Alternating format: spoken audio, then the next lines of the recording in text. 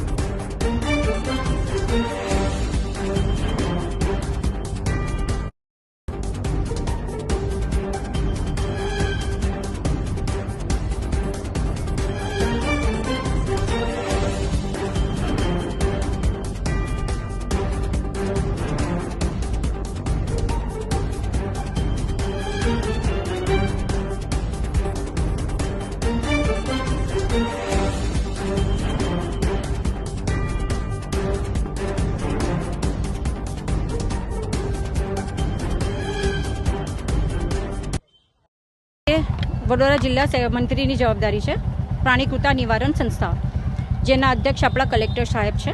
આજ રોજ મને ઇન્ફોર્મેશન હતી કે અહીંયા ગૌમાંસ આવવાનું છે, તો મેં એસઓજીના પીઆઈ સાહેબ પટેલ સાહેબ છે એમને મેં જાણ કરી અને એમને પીએસઆઈ રાહુલજી સાહેબ છે, પછી એમના સ્ટાફ દ્વારા સરસ કામગીરી કરવામાં આવી છે અને એઝ યુઝ્યુઅલ મને વડોદરામાંથી આપણને બહુ સારું સપોર્ટ મળે છે। જીવદયાના રિલેટેડમાં બહુ સારો સપોર્ટ હોય છે। સોરી, વારંવાર ગૌમાંસ પકડાતું હોય છે?